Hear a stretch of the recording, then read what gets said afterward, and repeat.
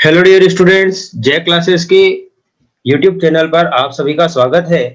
आज हम table of trigonometry table के बारे में डिस्कस करेंगे। इससे प्रीवियस वीडियो में हमने ट्रिग्नोमेट्री से रिलेटेड आइडेंटिटीज या उसके फॉर्मूला जिस जिस तरह से बनते हैं और हमें उनको कितना आसान विधि से याद रख सकते हैं, हमने उसके ऊपर सभी पर डिस्कस किया था। और आज जो हम डिस्कस करने जा रहे हैं ट्रिग्नोमेट्रिक टेबल की, उसका ज्यादातर यूज ट्रिग्नोमेट्री रेशियो की क्वेश्चंस को अटेंड करने में किया जाता है। तो चलिए हम आज के इस वीडियो को शुरू करते हैं।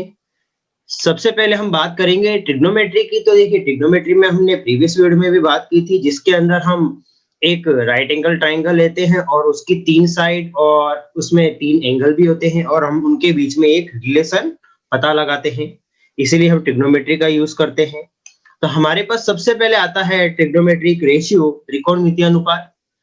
त्रिकोणमितीय अनुपात केवल समकोण त्रिभुज के लिए लागू होते हैं जिसमें एक 90 डिग्री का एंगल हो। समकोण त्रिभुज एक विशेष त्रिभुज होता है जिसमें एक कोण 90 डिग्री होता है और अन्य दो कोण 90 डिग्री से कम होते हैं। यानी कि एक वैल्यू है जो हमें 90 डिग्री की इक्वल मिलेगी, बाकी जो है तो वो दोनों का सम 90 डिग्री होगा। इसके अलावा समकोण त्रिभुज के प्रत्येक पक्ष का एक नाम होता है। नाम का अर्थ यह है कि जैसे हमने प्रीवियस वीडियो में भी बात किया था कि हमें त्रिकोण जो समकोण त्रिभुज है उसके अंदर हमें लंब देखने को मिलता है, कर्ण देखने को मिलता है, आधार देखने को मिलता है।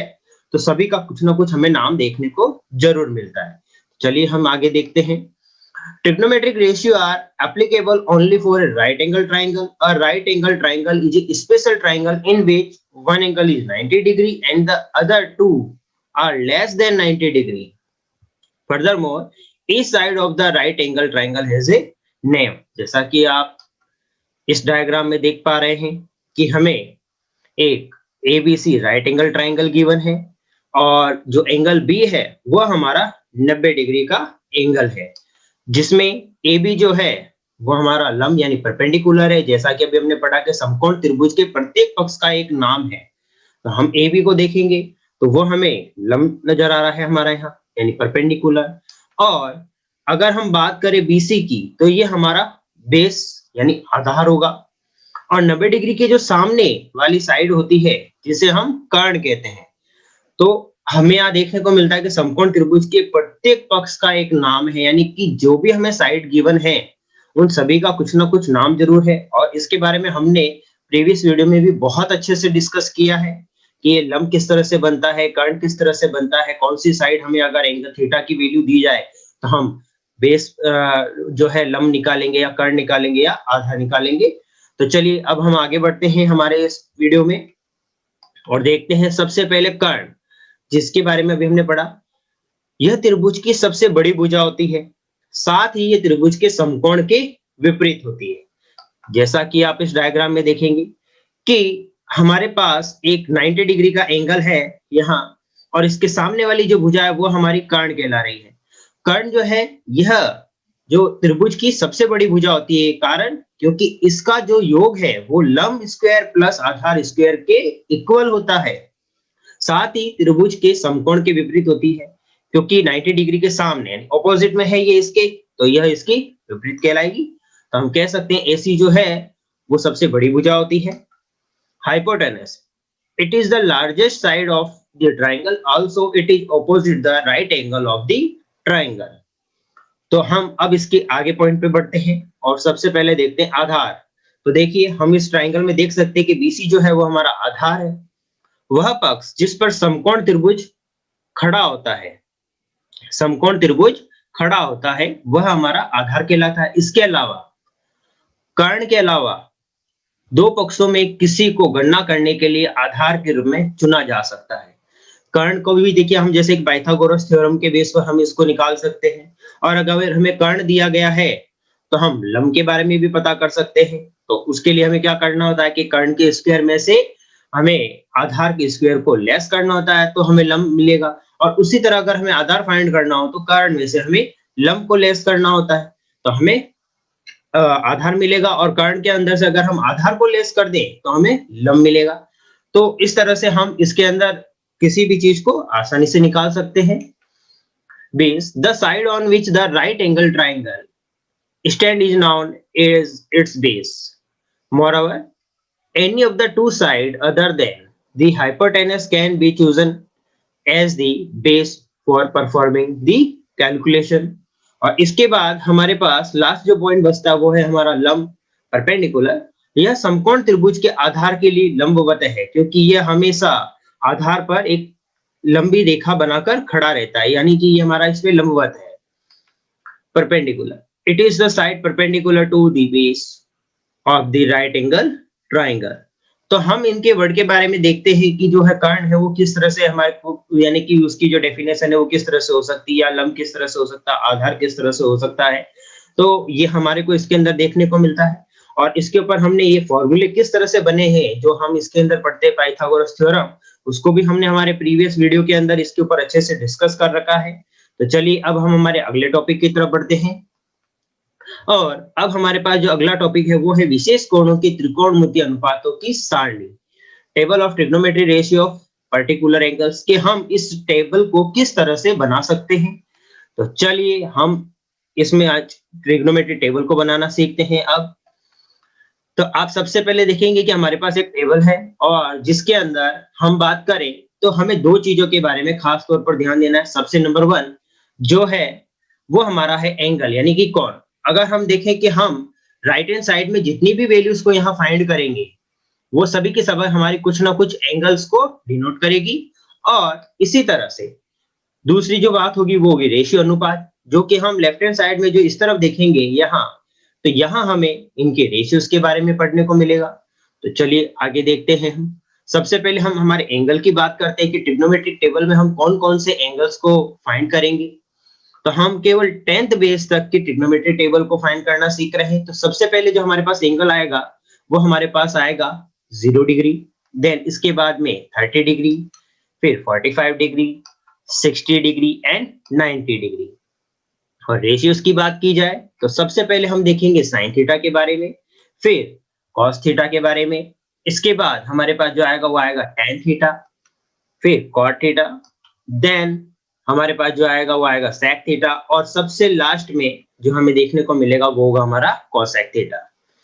अब स्टूडेंट्स हमें ये देखना है कि इस टेबल को जो बनाने का तरीका है, जो वैल्यूज निकाली जाती है वो क्या रहती है। तो सबसे पहले आपको एक सिंपल सी चीज याद रखनी है कि हमें सबसे पहले जैसे 0 डिग्री है तो हम उसके ऊपर एक √0/4 यानी कि 0/4 रखेंगे। और इसी सीरीज को हमें आगे कंटिन्यू करना है, यानी कि जैसे आप सबसे पहले देख रहे हैं कि हम अंडर रूट ले रहे हैं और उसमें हमने लिया है 0, और इसमें डिवाइड कौन लगा रहा है 4। इसी तरह हम आगे भी अंडर रूट लेंगे और 0 के बाद जैसे 1 2 3 4 इस तरह से वैल्यूज को रखेंगे और सभी में हम 4 का डिवाइड लगाएंगे। तो सबसे पहले जैसे हमने लिया है अंडर रूट 0/4, और इसी तरह से हम नेक्स्ट जो लेंगे 30 डिग्री के ऊपर वो रहेगा under root 1/4, then under root 2/4, under root 3/4, और लास्ट में जो होगा वो होगा अंडर रूट 4/4। तो चलिए हम अब इनकी वैल्यूज को निकालना सीखते हैं। तो आप सबसे पहले यहाँ देख रहे होंगे कि हमें यहाँ गिवन है 0/4। तो आप ध्यान दीजिएगा कि ये जो अंडर रूट है ये 0 के लिए भी अप्लाइबल है और 4 के लिए भी अप्लाइबल है, लेकिन हम दोनों को इस तरह से नहीं लिखकर हम दोनों के ऊपर एक साथ अंडर रूट को लगा देते हैं, जैसा कि हमने इसमें लगा रखा है। अब आप देखेंगे कि अगर हम 0 में किसी भी डिजिट का डिवाइड लगाएं तो उसकी वैल्यू हमेशा 0 मिलती है। तो अगर 0 अगर 4 में डिवाइड लगाएगा हमें 0 ही मिलेगा, और 0 का जो रूट होता है वो हमेशा 0 होता है। तो सबसे पहले अगर हम 0 डिग्री के एंगल की बात करें तो हमें देखने को मिलेगा कि इसकी जो वैल्यू आती है वो 0 आती है। और इसके बाद हम हमारे अगले टॉपिक की तरफ बढ़ते हैं कि हम अगली वैल्यूज को कैसे फाइंड करेंगे। तो हमें गिवन है यहाँ अंडर रूट 1/4। तो देखिएगा हम इसको किस तरह से निकालते हैं कि आपको मैंने अभी अभी बताया था जस्ट कि जो ये अंडर रूट है ये 1 के लिए भी अप्लाइबल है और 4 के लिए भी। तो देखिए 1 का स्क्वायर जो है वो 1 होता है, और जो भी स्क्वायर वाली डिजिट होगी तो उस पर से हम अंडर रूट को क्या कर देंगे, हटा देंगे, यानी कि 1 का स्क्वायर 1 होता है। तो एज इट इज 1, और 4 किसका स्क्वायर है 2 का, तो 2 का भी यानी कि हमने यहाँ पर स्क्वायर निकाल लिया तो अंडर रूट इस पर से भी हट गया। और जो ये वैल्यू है इसको हम यहाँ 30 डिग्री के अंदर 1/2 को लिख देंगे। और इसी तरह से आप ध्यान दीजिएगा 45 की वैल्यू निकालने के लिए कि हमें गिवन है √2/4। तो सबसे पहले हम इनको कट करते हैं, 2 1 जा 2 और 2 2 जा 4, यानी कि हमारे को यहाँ देखने को मिलता है 1/2। तो ये देखिए अभी अंडर रूट हटा नहीं है, तो हम देखते हैं कि रूट 1 का जो रूट है वो 1 होता है, लेकिन अगर हम 2 का रूट निकाले तो हमें पॉइंट्स में मिलेगा, तो हम इसको हटाएंगे नहीं, इसको एज इट इज 1/√2 रहने देंगे। तो हम 45 की वैल्यू को जो देखेंगे वो रहेगी हमारी 1/√2। इसी तरह से आप इसके अंदर भी देखिएगा कि √3 का जो वैल्यू होता है वो हमेशा हमें पॉइंट्स में देखने को मिलेगा, तो हम एज इट इज √3 रहने देंगे यहाँ।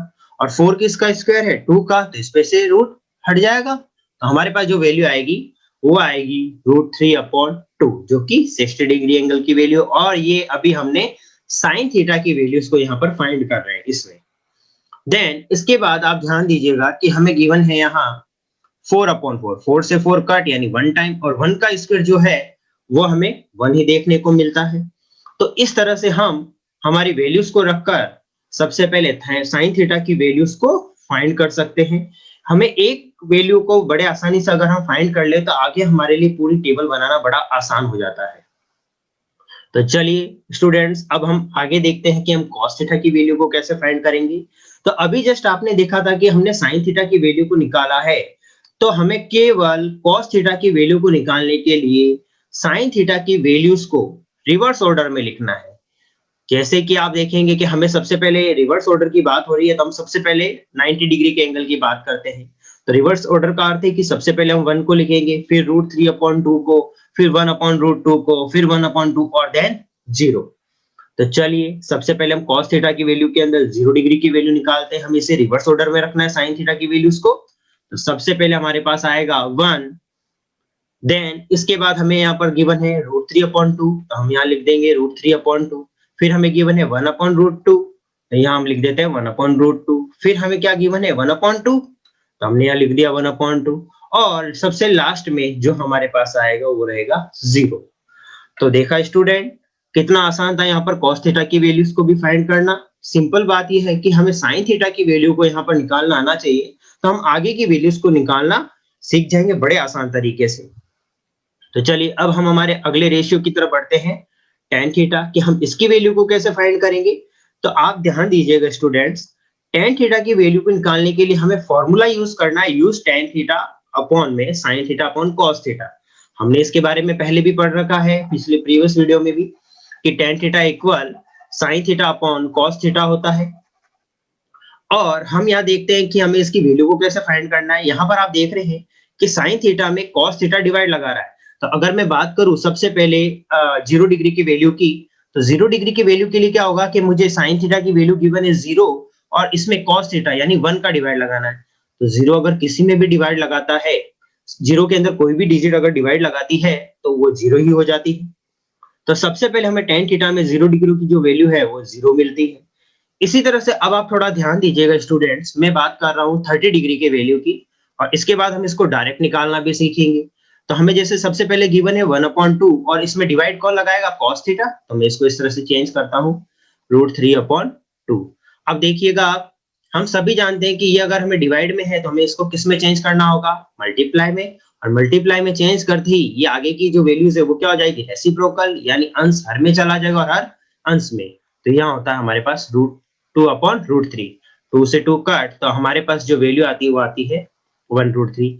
तो इस तरह से हम tan की सभी वैल्यू को फाइंड करेंगे, चाहे वो 30 डिग्री हो, चाहे वो 45 डिग्री हो, 60 डिग्री हो या 90 डिग्री हो, हम सभी को इसी सिचुएशन के बेस पर फाइंड करेंगे। तो ये तो था हमारा निकालने का तरीका वैल्यूज को। तो हमने अभी जैसे 30 डिग्री के एंगल की वैल्यू निकाली है, तो हम यहाँ लिख देते हैं 1/√3। अब हम देखिए कि हम अगर ये कैलकुलेशन ना करना चाहें, कि भाई हम इस तरह की कैलकुलेशन को अटेंड नहीं करना चाहते हैं, डायरेक्ट वैल्यूज को निकालना चाहते हैं, तो आप एक चीज नोट कीजिएगा कि हम इसको कैसे निकालेंगे। हमें ये तो देखो, हमने इस फॉर्मूले को प्रूव कर लिया कि भाई इस फॉर्मूले के बेस पर हम इस तरह से इसकी वैल्यूज को निकाल सकते हैं। लेकिन अगर हम चाहें कि अगर हम एग्जाम वगैरह में बैठे और हम इस तरह से अपने टाइम को वेस्ट ना करना चाहें, तो हम डायरेक्ट भी कर सकते हैं। कि आप ध्यान दीजिएगा, हमने जैसे 0 में 1 का डिवाइड लगाया था तो 0 हुआ। अब आप साइन थीटा में ध्यान दीजिएगा कि साइन में सबसे पहले हमारे पास जो न्यूमरेटर यानी अंश में है वो है 1, और कॉस में क्या था, √3। तो बस हमें इसी को फ्रैक्शन फॉर्म में लिख देना होता है। तो हम डायरेक्ट वैल्यूज को भी निकाल सकते हैं। जैसा कि आप देखिए कि यहाँ 1 है, तो मैंने यहाँ पर 1 को उतारा। इसी तरह यहाँ √3 है, तो मैंने यहाँ √3 को उतारा और हमारे को यहाँ 10 की वैल्यू मिल जाएगी। और इसी तरह से स्टूडेंट्स हम अब 45 की वैल्यूज को निकालते हैं। तो देखिए इसके न्यूमरेटर में जो है अंश में वो 1 है, हर में भी हमारे पास 1, डिनोमिनेटर में भी 1 है। 1 अगर 1 में डिवाइड लगाएगा तो 1 ही रहेगा। तो चलिए इसकी भी वैल्यू हमें बड़ी आसानी से मिल गई। देन अब आप ध्यान दीजिएगा, हमें 60 की वैल्यू निकालते हैं, 10 60 की, कि हमें यहाँ न्यूमरेटर यानी अंश में जो है वो √3 है और यहाँ हमें गिवन है वो 1 है। तो √3 अपॉन 1 हो जाएगा, लेकिन 1 किसी में भी डिवाइड लगाए उसकी वैल्यू वही रहती है। तो हम यहाँ √3 ही एज इट इज रहने देते हैं। और देन इसके बाद आप ध्यान दीजिएगा, हमें यहाँ गिवन है 1 और 1 में हमें डिवाइड लगाना है 0 से। अगर 0 किसी भी डिजिट में डिवाइड लगाती है तो उसकी वैल्यू जो है वो इनफाइनाइट यानी अनंत हो जाती है। तो इसकी जो वैल्यू होगी वो अनंत होगी। तो देखा आपने tan थीटा की वैल्यू को किस तरह से निकाल सकते हैं। हम चाहे तो यहाँ इसके फॉर्मूले को यूज करके भी आंसर्स को निकाल सकते हैं, जो कि मैंने आपको एक वैल्यूज को निकाल के बताया। और अगर हम चाहें तो हम डायरेक्ट भी इस सिचुएशन को यहाँ अटेंड करके इस कंडीशंस को अटेंड कर सकते हैं और इनकी वैल्यूज को निकाल सकते हैं। तो आपको जैसा यूजफुल लगता है आपको करने में, उस तरह से आप इसको अटेंड कीजिएगा। अब हम हमारे अगले टॉपिक यानी कि अगले पॉइंट की तरफ बढ़ते हैं कि कॉट थीटा की वैल्यू को कैसे निकाला जाएगा।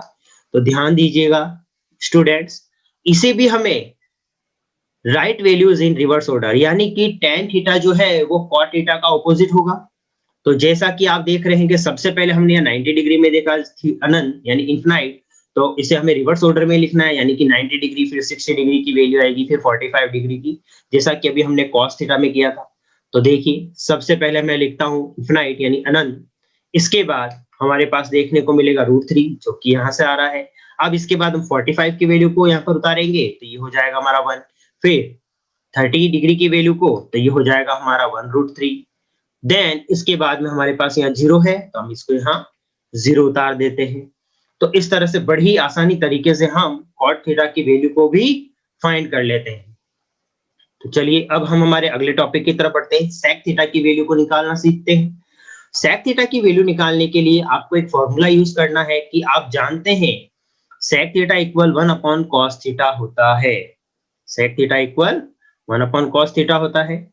तो देखिए हमारे पास जो कॉस की वैल्यू है वो है यहाँ 1 और हमें यहाँ पर वैल्यू को अप्लाई करना है कि sec theta equal 1 upon cos होता है। तो चलिए सबसे पहले हम 0 डिग्री की वैल्यू को निकालना सीखते हैं कि हम ये जो 1 अपॉन कॉस वैल्यू अप्लाई करनी है हमें 1 upon cos theta, sec theta की वैल्यू को निकालने के लिए। तो देखिए 1 तो हमारे को फॉर्मूले से गिवन है और कॉस थीटा में हमारे पास वैल्यू क्या है 1। 1 अगर 1 में डिवाइड लगाएगा तो हमारे पास आंसर 1 ही आएगा। तो चलिए इसकी वैल्यू को भी हमने फाइंड किया 0 डिग्री की, और इसके बाद हम देखते हैं आगे हम 30 डिग्री की वैल्यू को निकालते हैं। सेक 30 डिग्री की वैल्यू को किस तरह से कि हमें सबसे गिवन है पहले 1, तो हम यहाँ लिखते हैं 1, और कॉस थीटा की अगर आप वैल्यू देखेंगे तो यहाँ हमें देखने को मिलेगी √3/2। तो देखिए स्टूडेंट्स इसको हम पहले किस तरह से लिख सकते हैं, ये 1 है और इसमें डिवाइड कौन लगा रहा है 3, √3/2, √3/2 डिवाइड लगा रहा है। तो चलिए इसको हम डिवाइड है तो कैसे चेंज करेंगे, मल्टीप्लाई में। तो हमने इसको मल्टीप्लाई में चेंज किया, तो मल्टीप्लाई में चेंज करेंगे तो ये क्या हो जाएगा हमारा रेसिप्रोकल, यानी कि हर अंश में आ जाएगा और अंश हर में चला जाएगा। और अगर 1 से ही मल्टीप्लाई करते हैं तो हमें देखने को क्या मिलेगा 2√3। तो हमें इस तरह से सेक 30 की भी वैल्यू मिल जाती है, तो इसको भी हम यहाँ लिख देते हैं 2/√3। तो ये तो था हमारा मैथमेटिकल सिचुएशन जिसके बेस पर हम इसकी वैल्यू को निकाल सकते हैं। और अगर आप चाहते हैं कि हम इस तरह से भी ना करके अगर जल्द से जल्द इसकी वैल्यूज को फाइंड करें, तो आपको करना ये है कि आप देखिए इस चीज को देखिएगा, हमने अभी इसको ही यहाँ पर उतारा है, जो कि इस तरह से हमने इसको मैथमेटिकल ऑपरेशन को यूज करते हुए किया था। तो आप देख रहे हैं कि जो इसमें हमारे पास अंश में था यानी जो न्यूमरेटर में था वो डिनोमिनेटर में जा चुका है, और जो डिनोमिनेटर में था हर में था वो हमारा न्यूमरेटर यानी अंश बन चुका है। तो सिंपल सी बात ये है कि आपको यही चीज को यहाँ पर अप्लाई करना है। जैसा कि यहाँ ध्यान दीजिएगा कि हमें 1/√2 है, तो हमें इसको क्या करना है रेसिप्रोकल, यानी रेसिप्रोकल करेंगे तो ये होगा √2/1, और 1 किसी में भी डिवाइड लगा है उसकी वैल्यू वही रहती है। तो आप देखेंगे कि हमें यहाँ √2 देखने को मिलता है। और फिर इसी तरह से हम इसको भी रेसिप्रोकल कर देंगे तो ये क्या होगा 2/1 और 1 अगर 2 में डिवाइड जो है 2 में डिवाइड लगाएगा तो उसकी वैल्यू भी 2 ही रहेगी। देन अब हमारे पास बचता है 0 और यहाँ पर आपको ध्यान रखना है कि अगर हम 1 में क्योंकि हमारे पास फॉर्मूला तो 1 cos थीटा है, तो 1 में अगर हम 0 का डिवाइड लगाते हैं, 0 किसी भी डिजिट में डिवाइड लगाती है तो उसकी वैल्यू हमें इनफिनाइट यानी अनंत मिलती है। तो हम यहाँ इनफिनाइट की साइन को लगाएंगे। तो इस तरह से आप देख सकते हैं स्टूडेंट्स हम sec थीटा की वैल्यूज को भी बड़े आसान तरीके से फाइंड कर सकते हैं। और इसके बाद हमें जो काम करना है वो हमारे लिए लास्ट पॉइंट रहेगा कि अभी तक जैसा आप देख रहे हैं कि हमने साइन थीटा की वैल्यू को फाइंड किया है, इसके बाद हमने कॉस थीटा की वैल्यू को फाइंड किया, सेक टेन थीटा की वैल्यू को, कॉट थीटा की वैल्यू को और देन अभी हमने सेक थीटा की वैल्यू को फाइंड किया। तो बड़ी ही इजी वे में अगर आप इसकी प्रैक्टिस करेंगे 4-5 बार तो आपको बहुत ही आसानी से ये याद हो जाएगा और आप इसे जाके एग्जाम में सबसे पहले आप बैक साइड में वर्क से अपने जो जहां हम वर्क करते हैं रफ वर्क वहां पर आप इसको उतार सकते हैं ताकि आप इसको यूज ले सके। और ये ध्यान दीजिएगा कि इसका यूज हमें 10th क्लास के अंदर एरिया ऑफ सर्कल की वैल्यूज के अंदर भी हमें कई बार देखने को मिलता है और ये जिसमें आप ये देख सकते हैं कि जो साइन थीटा कॉस थीटा और टेन थीटा है उसका भी हम यूज हाइट एंड डिस्टेंस के क्वेश्चंस को निकालने में कर सकते हैं। तो ट्रिग्नोमेट्री जो टेबल है वो हमारे लिए मोस्ट इंपोर्टेंट बन जाती है। तो चलिए अब हम हमारे लास्ट टॉपिक यानी कोसेक थीटा की वैल्यूज को फाइंड करते हैं। तो इसको भी निकालने का तरीका बड़ा ही सिंपल है। Right values in reverse order यानी कि जो अभी हमने सेक थीटा की वैल्यूज को निकाला है इसे हमें रिवर्स ऑर्डर में रखना है। वही जैसे सबसे पहले हमें 90 डिग्री की वैल्यू गिवन है इनफिनाइट यानी अनंत, तो हम सबसे पहले इसको रख देते हैं। इसके बाद 60 डिग्री की वैल्यू 2 तो हम इसको भी रख देते हैं। देन इसके बाद हमें देखने को मिलेगा √2 तो हम इसको भी यहाँ रख देते हैं। और फिर इसके बाद हमें देखने को मिलता है 2/√3 तो हमने यहाँ पर भी इसको रख दिया। और इसके बाद हमें देखने को मिलता है सेक की जो 0 डिग्री की वैल्यू वो 1 उसको भी हम यहाँ रख देते हैं। तो देखा स्टूडेंट हमने कितनी आसान तरीके से ट्रिग्नोमेट्री टेबल को बनाना सीखा है। तो आपको बस अच्छे से इसके ऊपर प्रैक्टिस करनी है और इसे आप बार बार प्रैक्टिस करके अच्छे से तैयार कीजिएगा। तो हमारा आज का ये वीडियो यहाँ दी एंड होता है। अगर आपको ये हमारा वीडियो पसंद आया है तो प्लीज हमारे चैनल को लाइक एंड शेयर करें और अगर अभी तक आपने हमारे यूट्यूब चैनल को सब्सक्राइब नहीं किया है तो जरूर कीजिए। Thank you so much.